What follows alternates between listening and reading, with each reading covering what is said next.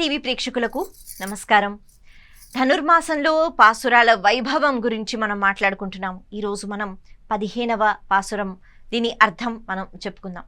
ఈ 15వ పాసురంలో చిట్ట చివరి గోపిక అంటే మొదట్లో మనం చెప్పుకున్నాం, ఒక 10 మంది గోపికలు కనిపించకపోతే అయ్యో వీళ్ళు లేకపోతే ఎలా, వీళ్లతో పాటు మన సాధన ఉండాలి, వీళ్ళని కూడా మనం లేపాలి అనేటట్టుగా ఒక్కొక్క గోపికని లేపుతూ లేపుతూ ఒక్కొక్క గోపిక ఇంటికి వెడుతూ ఆ ఇంటి యొక్క వైభవం, ఆ గోపిక యొక్క వైభవం, అందులోనూ భగవంతుని యొక్క అద్భుతమైన లీలలు చెప్తూ ఇలాంటి భగవంతుడిని కీర్తిద్దాం అని చెప్తూ ఒక్కొక్క గోపికను లేపటం అన్నది మనకి కనిపించింది కదా. అలా చిట్ట చివరిగా 10వ గోపికను ఇక్కడ ఈ 15వ పాసురంలో అమ్మవారు గోదాదేవి లేపుతున్నారనమాట. ఇక్కడికి ఇంటికి వచ్చిన తర్వాత ఈ గోపికను ఏ రకంగా సంబోధిస్తున్నారు? సాధారణంగా మనకి చాలా దగ్గర వాళ్ళు అయితే మనం ఇంకా చనువుగా మాట్లాడుతూ ఉంటాం. అంటే కేవలం నువ్వు అనే కాకుండా ఏవే పోవే అని అంటూ ఉంటారు కదా, అలా అనమాట. కాబట్టి ఇక్కడ అంత ప్రేమతో అంటే ఏంటే ఒసై అని కొన్ని పదాలు వాడుతూ ఉంటాం. ఇదేంటంటే మనకి బాగా చనువు ఉన్నప్పుడు అలాంటి పదాలు వాడుతూ ఉంటాం. కాబట్టి అంత చనువట ఈ గోపిక అంటే. అందుకే ఆండాల్ తల్లి కూడా రావడమే, ఏంటి నువ్వేమైనా గొప్ప, కొంతమందితో చాలా స్నేహంగా చాలా ఇష్టంగా మనం ఏం మాట్లాడుతున్నా వాళ్ళు ఏం అనుకోరు అనే భావనతోనే వాళ్ళను కొద్దిగా తిడుతూ లేకపోతే మరీ విపరీతంగా పొగుడుతూ మాట్లాడేస్తూ ఉంటాం. ఎందుకు అంటే మనకి వాళ్ళకి ఉన్న చనువు అటువంటిది. కాబట్టి ఈ గోపిక అంటే గోదాదేవికి అంత చనువు, అలాగే ఆ గోపిక కూడా గోదాదేవికి చాలా ఇష్టం. కాబట్టి వాళ్ళిద్దరు అలాగే మాట్లాడుకుంటారు. అందుకనే హడావిడి చేసేస్తూ గోదాదేవి, ఏంటి ఇంకా పడుకున్నావా, నువ్వేమైనా గొప్ప అసలు, అంటే ఎంత నువ్వు భక్తురాలు అయితే మాత్రం, ఎంత నువ్వు అలా కృష్ణుణ్ణే స్మరించుకుంటూ ఉంటూ ఉంటూ మాత్రం మాతో రావా, మాతో కలవ్వా, తొందరగా లే, ఏమిటి నీలో ఉన్న గొప్పతనం, తొందరగా లే అనేటట్టుగా ఆవిడ వస్తూనే హడావిడిగా మాట్లాడుతుందట. అలాగే ఇంకొక విషయాన్ని కూడా చెప్తున్నారు, నువ్వు కృష్ణుని యొక్క సాంగత్యంలో ఉన్నావు అంటే కృష్ణుడితోనే ఉన్నావు, అంత భక్తురాలన్నమాట. కాబట్టి అలా కృష్ణుడితో ఉంటూ ఉంటూ రామచిలుకలాగా నువ్వు పడుకున్నావు, అలా పడుకుంటే ఎలా లే అని అన్నారట. రామచిలుకకున్న అంటే తత్వం ఏమిటి, రామచిలుకను మనం ఎలా పోలుస్తూ ఉంటాం, ఎలా మాట్లాడుకుంటూ ఉంటాం అంటే, మనం ఒక మాట అంటే అది విని ఆ చిలుక అదే మాట అంటుంది. సొంతంగా ఏది అనదట, మనం ఏది నేర్పిస్తూ ఉంటే అది అంటూ ఉంటుంది. మనం ఏది చెప్తే, మనం తిడితే రామచిలుక కూడా తిరిగి తిడుతుంది, మనం మంచి మాట చెప్తే అదే విని అనుకరిస్తుంది. కాబట్టి రామచిలకలాగా అంటే ఏ విషయంలో కృష్ణుడి సాంగత్యంలోనే ఉంటూ, అంటే అర్థం ఏమిటి, కృష్ణుడు ఏది చెప్తే నువ్వు అదే చెప్తావు, కృష్ణుడు ఏం ఆలోచిస్తే నువ్వు అదే ఆలోచిస్తావు, కృష్ణుడు ఎలా ఉండాలి అని అనుకుంటాడో నువ్వు అలా ఉంటావు. అంటే ఈ గోపిక యొక్క వైభవం గురించి ఇక్కడ గోదాదేవి చెప్తోంది. మహాభక్తులు అలా ఉండాలి. అంటే రామచిలుక ఏ రకంగా అయితే ఇక అన్యథ వేరే మాటలు చెప్పదు, మనం ఏది చెప్తామో అది చెప్తుంది. అలాగే మనమందరం రామచిలుకల్లా ఉండాలి. అయితే ఏ విషయంలో అంటే మన గురువులు, మన పెద్దలు, మన వేదము, లేకపోతే మన శాస్త్రాలు, ఇవన్నీ మనకి ప్రమాణాలు. వేదం అంతా చదువుకోవడం కష్టం, ఈ శాస్త్రంలో ఇది ఉంది, ఈ ఉపనిషత్తు అలాగా అని మనం తెలుసుకోవడం కూడా కష్టం. కాబట్టి వాటన్నిటి గురించి మనకి చాలా చక్కగా వివరణ అందించే గురువులు ఉంటారు. అలా మనము ఒక గురువుని ఆశ్రయించి ఆ గురువు ఏది చెప్తే మనం మళ్ళీ తిరిగి అదే చెప్పటము, లేకపోతే అదే నేర్చుకోవడము, మన సొంత ఆలోచనలు పక్కన పెట్టి పెద్దవాళ్ళు అలాగే శాస్త్రం. అందుకే శ్రీరామచంద్రమూర్తి కూడా అంటే ఆయన గురించి ప్రస్తావన వచ్చినప్పుడు రామాయణంలో ఒక మాట చెప్తారు, శ్రీరామచంద్రుడు ఎప్పుడు ఏ నిర్ణయం తీసుకోవాలన్నా ఋషి ప్రోక్తం అని అనేవారట, శాస్త్ర ప్రోక్తం అని అనేవారు. శాస్త్రంలో ఉంది కాబట్టి ఇది ఇలా చెయ్యాలి, ఋషులు ఇలా చెప్పారు, మునులు ఇలా చెప్పారు అంటే మన పెద్దవాళ్ళు, మన పూర్వీకులు, కాబట్టి ఇది ఇలా చెయ్యాలి. అంతేగాని నా సొంత నిర్ణయం నాకేదో నచ్చుతుంది, కొంతమందికి నచ్చుతుంది అన్నట్టుగా కాదు. శాస్త్రం ఇది సమ్మతిస్తుందా లేదా, భగవంతుడికి ఇది నచ్చుతుందా లేదా, దీన్ని మనం ఎప్పుడూ కూడా అలా చూసుకుంటూ ఉండాలన్నమాట. కానీ మనం నిత్యం చేసే పనుల్లో నాకు నచ్చుతుందా లేదా, బహుశా నా ఇంట్లో వాళ్ళకి నచ్చుతుందా లేదా అన్న విషయాన్నే ఆలోచించి, అంతవరకే ఆలోచించి మనం ముందుకు వెళ్ళిపోతూ ఉంటాం. కానీ ఇది ధర్మంలో మనం వేసినట్లయితే అంటే ఇది ధర్మబద్ధంగా ఉందా లేదా, ఇది శాస్త్రం ఒప్పుకుంటుందా లేదా, ఇలా నేను ప్రవర్తిస్తే భగవంతుడికి నచ్చుతానా లేదా అనే ఆలోచన ఉండదు. కానీ ఏ రకంగా అయితే ఈ కృష్ణుని సాన్నిధ్యంలో ఉన్నావు, అంటే అక్కడే ఉన్నావు. కృష్ణుడు ఏది చెప్తే అది నువ్వు చెప్తున్నావు, అంటే కృష్ణుడు ఎలా ఉండమంటే అలా ఉంటున్నావు. అటువంటి రామచిలకలా పడుకున్నావా, లేలే అని అంటోంది గోదాదేవి. ఎంత వైభవం అందులో ఉంది అంటే, బయటికి ఆ పాసురం చదివినప్పుడు ఒక్కొక్క ఉదాహరణ గురించి మాట్లాడుతున్నప్పుడు అవి మన చుట్టూ కనిపిస్తున్నట్టే ఉంటాయి. ఒక ఆలయము, ఆలయానికి ఒక సన్యాసి వెళ్ళాడు, లేకపోతే సూర్యోదయం అయింది, పక్షులు మాట్లాడుకుంటున్నాయి, గోపికలందరూ లేచారు, వాళ్ళు వెన్న తీస్తున్నారు, నువ్వెందుకు లేవు, ఈ మాటలు వింటూ ఉంటే అంటే ఒక బృందావనం, ఒక ప్రదేశము, గోపికలు ఉండటం, ఇవన్నీ కనిపిస్తాయి. కానీ వీటితో పాటు మన ఆచార వ్యవహారాలు ఎలా ఉండాలి, మన ప్రవర్తన ఎలా ఉండాలి, ప్రతి ఒక్క పాసురంలో ఇలా ఆండాల్ తల్లి చెప్తూ ఉందన్నమాట. అందుకే ఇక్కడ రామచిలుకలాగా అని అంటుంది. అయితే అలా అన్న తర్వాత ఏమిటి నీలో ఉన్న గొప్పతనం, అంటే నువ్వు అంత గొప్పదానివా, మాతో రావా, మాతో సాంగత్యం నీకొద్దా, కానీ మాకు కావాలి కదా నీ సాంగత్యం, అందుకే ఎందుకు ఇంకా అలాగ మాటలతో వృధా చేస్తున్నావు, సమయం అయిపోతుంది, తొందరగా లేచి నువ్వు రావాలి అని ఇక్కడ గోదాదేవి చెప్తోంది. అంటే ఇక్కడ సమయం అయిపోవడం అంటే కేవలం ఆ ముహూర్తం, అంటే బ్రాహ్మీ ముహూర్తం అని అంటూ ఉంటారు కదా, ఆ సమయము అన్నది కాదు ఇక్కడ గోదాదేవి ఆలోచన. మనిషిగా పుట్టాము కాబట్టి ఇదే మనకి చక్కని అవకాశం. మళ్ళీ మనిషి జన్మ వస్తుందా లేదా తెలియదు. మనిషిగా పుట్టినప్పుడే అనవసరమైన ప్రస్తావనల్లోకి వెళ్లకుండా, సమయం వృధా చెయ్యకుండా మనం చేరుకోగలగాలి భగవంతుణ్ణి. మళ్ళీ ఇంకొక శరీరం వస్తే ఖచ్చితంగా ఈ సాధన ఉండదు అనేటట్టుగా ఇక్కడ గోదాదేవి చెప్పటం. ఈ లోపల నుంచి గోపిక, అయ్యో నేను గొప్ప అంటారేమిటి, నేనేం గొప్ప, నేనేమి గొప్ప కాదు, మీరే చాలా గొప్ప.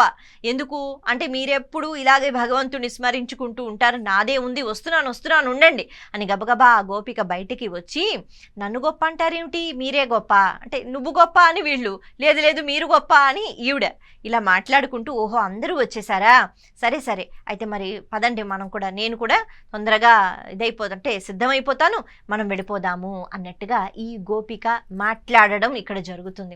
ఇక్కడ కూడా మనకి ఆండాల్ తల్లి ఒక చిన్న రహస్యాన్ని అందిస్తున్నారు.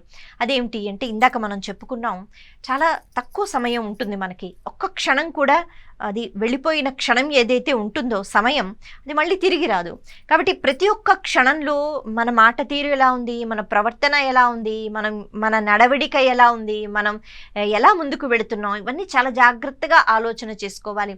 అనవసరమైన విషయాలపైన దృష్టి పెట్టవద్దు, అనవసరమైన విషయాలు ఇంకొకరికి చెప్పవద్దు, వాళ్ళని ఇబ్బంది పెట్టవద్దు. ఇందాక మనం ఈ పొగడ్తల గురించి మాట్లాడుకుంటున్నాం కదా, కాబట్టి ఈ పొగడ్తలు అన్నవి ఎప్పుడైతే స్వీకరిస్తామో పక్క నుంచి అహంకారం అన్నది వస్తూ ఉంటుంది. ప్రతి ఒక్కటి కూడా భగవంతుడికి ఇచ్చేయగలగాలి. ఎవరైనా పొగిడితే ఏదో ఒక రకంగా, చాలా చక్కగా ఉన్నావు, లేకపోతే బోళ్ళంత ఐశ్వర్యం నీ దగ్గర ఉంది, బోళ్ళని డబ్బులు ఉన్నాయి, లేకపోతే ఇంత విద్య, ఇంత చదువుకున్నావా, ఏ రకంగా ఎవరు పొగిడినా ఆ పొగడ్తలను తీసుకోవడం అని కాకుండా మళ్ళీ భగవంతునికి సమర్పించగలిగితే, అవును భగవంతుడి వల్లే నేను ఈరోజు ఈ స్థాయిలో ఉన్నాను, భగవంతుడు ఇచ్చాడు కాబట్టే నాలో ఇంత విద్య ఉంది, భగవంతుని యొక్క అనుగ్రహం వల్లే ఇంత ధనం సంపాదించాను అని అనుకుంటే అసలు నాది అనే భావన ఉండదు కదా. ఆయన ఇచ్చాడు, ఆయన కరుణించి నాకు ఇచ్చాడు కాబట్టి నా దగ్గర ఉంది అనే భావన, ఇలా అన్ని సమర్పించుకోగలిగితే అప్పుడు నేను గొప్ప అనే భావన రాదు. ఏ రకంగా అయితే ఈ గోపికను ఇంతగా పొగుడుతూ ఉన్నా కూడా ఆ పొగడ్తలు తీసుకోకుండా, భక్తులు అన్నవాళ్ళు అలాగే ఉంటారు, అలాగే ఉండాలి అని ఆండాల్ తల్లి చెప్తోంది. అలా ఆవిడ తీసుకోకుండా ఆవిడ మళ్ళీ తిరిగి ఇచ్చేస్తోంది, లేదు మీరే గొప్ప. అంటే భక్తులు, భాగవతులు ఎప్పుడు కూడా ఇలాగే ఆలోచిస్తూ ఉంటారు అని ఇక్కడ మనకి చెప్తున్నారు. అలాగే సమయం అన్నది వృధా అయిపోతుంది అంటే, మనిషి జన్మ ఎత్తిన తర్వాత ఇతరత్ర ఆలోచనలతో మనం బాహ్య ప్రపంచంలో చాలా పనికిరాని ఆలోచనలు ఉంటూ ఉంటాయి, వాటి వెనకే మనం పడుతూ ఉంటాం. ఒక్కొక్కసారి అలా వెళ్ళిపోతున్నామా తెలియను కూడా తెలియదు. అందుకే ఎవరైతే భాగవతుల్ని ఆశ్రయిస్తారో, భగవంతుణ్ణి ఆశ్రయిస్తారో వాళ్ళకి అలా మనసు చెప్తూ ఉంటుందన్నమాట, ఇది కాదు, ఇలా చెయ్యవద్దు, ఇలా వృధా చెయ్యవద్దు అని చెప్తూ ఉంటుంది. అలా గోదాదేవి మనకున్న సమయం చాలా తక్కువ, కేవలం సూర్యోదయం అయిపోతుంది అనే కాకుండా ఆవిడ ఈ రకంగా చెప్తోంది, మనిషి జన్మ ఎత్తాము కాబట్టి దీన్ని మనం సద్వినియోగం చేసుకోవాలి అని చక్కగా లేపడం జరిగింది. సరే, మరి ఇప్పుడు మనం భగవంతుని ఎలా కీర్తిద్దాము అంటే, ఎలా మనం స్మరించుకుందాము అని మళ్ళీ గోపిక అడగటము, గోదాదేవి చెప్పటం. ఇప్పుడేం చెప్తోంది ఆవిడ అంటే కువలయ పీడము అనే ఒక భయంకరమైన ఏనుగు. ఎందుకు అంటే కొన్ని ఏనుగులు అలా ఆకారం కనిపించినా అవి పెద్దగా అంటే యుద్ధాలలో పాలు పంచుకోవడం అటువంటివి చెయ్యవు కదా. కానీ ఇక్కడ కంసుడి దగ్గర కువలయ పీడము అనే ఒక ఏనుగు ఉంది. అది యుద్ధానికి వచ్చింది అంటే ఎవరైనా ఆ ఏనుగుతో అసలు ఏనుగుతో మనం యుద్ధం అంటేనే ఆలోచించుకోలేం. కానీ అటువంటి ఏనుగుని ప్రవేశపెట్టాడు. ఎప్పుడు అంటే కృష్ణుణ్ణి బలరాముణ్ణి పిలిపిస్తాడు కదా, ఒక యజ్ఞం చేస్తున్నాం, ఒక పూజ చేస్తున్నాం, రావాలి అనేటట్టుగా.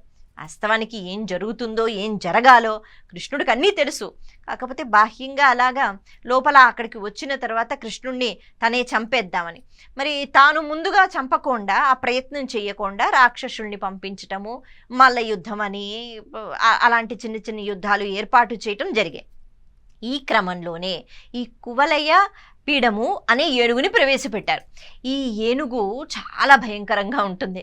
ఆ ఏనుగుకున్న మదము లేకపోతే బలము అంతా ఇంత కాదు. కానీ అలాంటి ఏనుగుని కూడా ఎంతో సునాయాసంగా కృష్ణుడు చంపేయడం జరిగింది. అయితే ఇక్కడ బాహ్యంగా ఏనుగు అలాగే కృష్ణుడు. మరి దీన్ని దేంతో పోలుస్తున్నారు అంటే కు అంటే భూమి అనే ఒక అర్థం వస్తుందట, వలయము అంటే మనుషులు అనే అర్థం వస్తుంది. అలా కు వలయము అంటే భూమి మీద ఉన్న మనుషులు అంటే మనకే కదా ఎక్కువగా అంటే ఈ భావాలతో కూడుకున్న లేకపోతే సుఖము కష్టము దుఃఖము వీటిని మనం ప్రదర్శింప చేసుకోవటం, మనం ఏడవటం, సంతోషించటం, అవతల వాళ్ళని బాధ పెట్టడం ఉంటూ ఉంటాయి. ఇతరితర జీవులకి వాటితో పని లేదు, వస్తూ ఉంటాయి, బ్రతుకుతూ ఉంటాయి, వెళ్ళిపోతూ ఉంటాయి. అందుకని మనుషులు అని అన్నారు. పీడము అంటే వీటిని అంటే భూమి పైన ఉన్న మనుషుల్ని పీడించేది ఏదైతే ఉంటుందో దాన్ని కృష్ణుడు అంతం చేశాడు అని. ఏంటి పీడిస్తుందట? మిమ్మల్ని ఏం పీడిస్తున్నాయి అంటే మనం బోళ్ళని విషయాలు చెప్తాం. మా ఇంట్లో వాళ్ళు, లేకపోతే మా అమ్మ ఎప్పుడు తిడుతూ ఉంటుంది, లేకపోతే మా అత్తగారు ఇలాగా, మా కోడలు ఇలాగా, చాలా రకరకాలుగా మనుషుల్ని చూపిస్తూ ఉంటాం. వీళ్ళంటే నాకు ఇష్టం లేదు, వాళ్ళు ఎప్పుడు నన్ను పీడిస్తూ ఉంటారు. ఇలా మనకి అంటే మన అనుమతిస్తే మనం ఓల్డని విషయాలు చెప్తాం. లేకపోతే నన్ను వాళ్ళు తిడుతూ ఉంటారు, నాకు ఇలాగా ఆర్థిక పరిస్థితి బాగాలేదు. కానీ ఇది కాదట. అసలైన పీడనము అంటే ఎక్కడి నుంచి వస్తుంది? మనలో ఉన్న అహం వల్ల వస్తుంది. ఈ అహంకారం వల్ల అసలైన దుఃఖం వస్తుంది అని చెప్తున్నారు. అంటే ఎవరికైతే అహంకారం ఉంటుందో, నా అంతటి వాడు లేడు అనే భావన ఉంటుందో అప్పుడు చాలామంది తక్కువగా కనిపిస్తూ ఉంటారు. తనను తాను ఎక్కువగా చూసుకుంటూ ఉంటాడు, ఒక స్థాయిలో చూసుకుంటాడు. కాబట్టి మిగతా వాళ్ళందరూ తక్కువగా కనిపిస్తారు. అలా తక్కువగా కనిపించినప్పుడు సమానత్వం అన్నది రాదు. నేను వాళ్ళు ఒకటి కాదు అని అనుకుంటారు. ఎప్పుడైతే ఈ అహంకారం ఉంటుందో, నేను వాళ్ళు ఒకటి కాదో, అప్పుడు ద్వేషం అన్నది పెరుగుతూ ఉంటుంది. ఇన్ని భావాలు ఉన్నాయి. కాబట్టి ఈ కు వలయ పీడము అనే ఈ ఏనుగుని ఏ రకంగా అయితే కృష్ణుడు మాత్రమే అంతం చేయగలుగుతాడో, మనలో ఉన్న అహంకారాన్ని, అది తెలియదు, అహంకారాన్ని పక్కన పెట్టాలి వింటూ ఉంటాం, అది చదువుతూ ఉంటాం, కానీ ఆచరించటం చాలా కష్టం కదా. తెలియకుండానే అహంకారం వచ్చేస్తూ ఉంటుంది, అందులో మనం మునిగిపోతూ ఉంటాం. కాబట్టి నిత్యము కృష్ణుణ్ణి వేడుకుంటే మనలో అహంకారం ప్రవేశించకుండా, ఈ అహంకారం కూడా మళ్ళీ బయట ఎక్కడా దొరకదు, మనం కొనుక్కుంటున్నాం అనడానికి, లోపల నుంచే వస్తుంది. అంతఃశత్రువులు అంటారు కదా, లోపల నుంచే వస్తాయి. కాబట్టి వీటిని దూరంగా పెట్టాలి అంటే ఎప్పుడు భగవద్ ధ్యానంలో ఉన్నప్పుడు అన్నీ కృష్ణుడు చూసుకుంటాడు. ఇక మనం ప్రత్యేకంగా భగవంతుడా ఇది చూసుకో అది చూసుకో అనేది చెప్పక్కర్లేదు. ఈ అహంకారము అన్నది ఇది మన దుఃఖానికి కారణం అని చెప్తున్నారు. ఈ అహంకారం లేకపోతే మనం దేనికి దుఃఖించము అని చెప్తున్నారు. అందుకని అలాంటి అహంకారాన్ని నశింపచేసే కృష్ణుణ్ణి మనం స్మరించుకుందాం, లేండి మనం అందరం వ్రతం చేసుకుందాం అని ఈ 15వ పాసురంతో మొత్తం ఉన్న గోపికలందరినీ లేపి ఆవిడ ఎన్నో ఉదాహరణలు చెప్పి మన వ్రతం ఇంకా ఈ రకంగా కొనసాగుతుంది అని ఆవిడ అడుగులు ముందుకు వేయడం మనకి కనిపిస్తుంది. ఇక ఆ తర్వాత నుంచి ఎటువంటి ఉదాహరణలు ఉంటాయి, ఎటువంటి సాధన ఉంటుంది, ఎటువంటి సేవ ఉంటుంది, వీటి గురించి మనం తర్వాత మాట్లాడుకుందాం. నమస్తే.